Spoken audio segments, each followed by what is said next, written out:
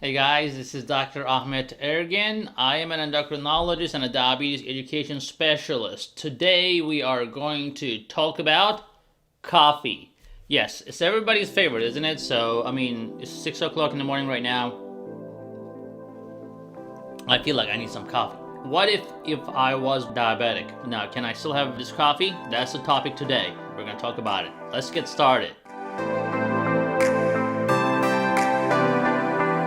Okay guys, so the coffee is a very controversial topic. Actually, I did a lot of research on that, scientific articles, and looked at all the research that was done for the coffee and diabetics. It's interesting that how coffee can affect different people differently. Let's talk about first non-diabetics. So if you don't have diabetes, actually studies show that the coffee will reduce the risk of diabetes. Can you believe that? And they refer to, some antioxidants in it and so forth. Although they're not super clear why it does that, but definitely in the long term, chronic exposure to coffee help reduce the risk of diabetes in the long term, as has been clearly defined in studies. Now, why some of my patients will still tell me that their blood sugar goes up after coffee, and does it happen to everybody? Let's talk about the physiology behind it. So why would coffee increase your blood sugar at all? So basically, if you remember from the previous video that we talked about why is my fasting blood sugar high, you can look into that video, the link below, if you want to know more about it. But one of the things we talk about there is Dunn phenomenon, where your body starts secreting more of a norepinephrine, cortisol, and growth hormone after 4 or 5 o'clock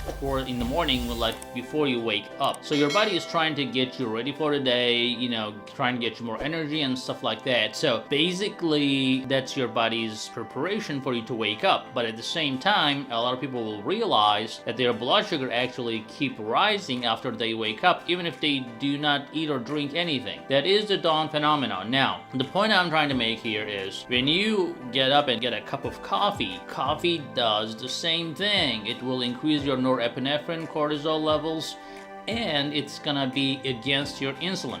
You may be on insulin right now, or you may not be on insulin. Regardless, your body has to have some insulin in your system. So whatever the insulin is in your system, that coffee will make the job of the insulin more difficult.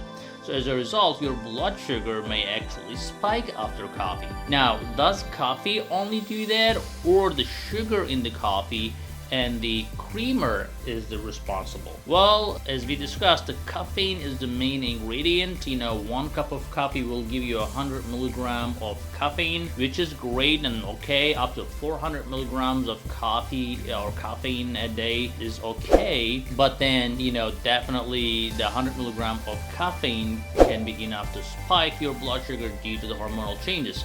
Now, does that happen to everybody? Well, not necessarily. So think like alcohol or any other medication, that everybody responds to it differently, right? And that depends on how fast you metabolize or process that food. So basically, the same thing applies to coffee. If you're a fast metabolizer, your body will be able to tolerate more, and it's not gonna spike your blood sugar as much, because as you drink it, your body will be processing it, so it's not going to be a big problem.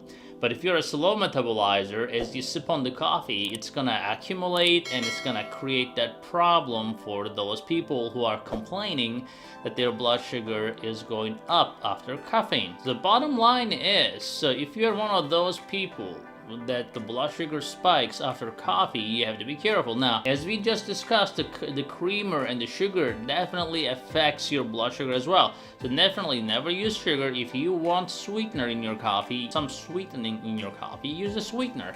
It's okay, not as long as you're not using it excessively, and as long as you're not compensating by eating a cookie with it and so forth. You can use a sweetener, that's fine. You can use a creamer, but I would say go with half and half, or something that's like a low in fat content, because fat can actually, especially saturated fat, can help drive your blood sugar higher by creating an immediate insulin resistance. So that is part of the problems. Drinking black coffee is an acquired taste, so if you can do that, that's better than having creamer and sugar or sweetener. Sometimes even sweetener, Splenda, for example, you think there is no sugar in it, there is sugar in it. It's not like totally unsweetened, uncarbohydrated. So there are carbohydrates in them, it's just much lower and they're just sweeter, that's all. But if you're on that, and then if you're drinking black coffee, you can check it before and after. If your blood sugar is decaf coffee in the morning, or something like a little bit smaller portion of a coffee, or just do something to counteract the problem. So what is the counteract the problem? If you say, oh, you know what, doc, whatever you say, I'm not giving up on my coffee. Fine, just take a walk in the morning, as you're drinking your coffee. That exercise will help you burn the sugar and will help your insulin. Remember, insulin by itself, if you're leaving your insulin alone to do the job, like if you're just drinking coffee and laying down and watching news, insulin is on its own, it's gonna be helpless. But if you take a walk, or if you are on a medication, that's okay too. Like I have a lot of type 1 patients and I tell them, look, I see your blood sugar, I see on your Dexcom or your Freestyle Libre very clearly, especially when you wear a continuous monitoring device like that, you can see how blood sugar goes like this, and then I'm like, what are you eating for breakfast? They're like, it's coffee. Well, I'm like, well, if it's just coffee and your blood sugar goes up like to the sky, you gotta do something about that. I'm like, hey, try a couple units of insulin and find what works for you just to support that insulin, especially like type 1 diabetics have no insulin whatsoever, so anything will shoot them up. I tell them take 2 units, 4 units. Some people take up to 8 units for their coffee when they're type 1 diabetic. So as I said, try to find out how much you spike and what you can do to help it, and enjoy your coffee, guys. We'll see you in the next video. Remember to share this video with family and friends and the social media. Alright? Talk to you later.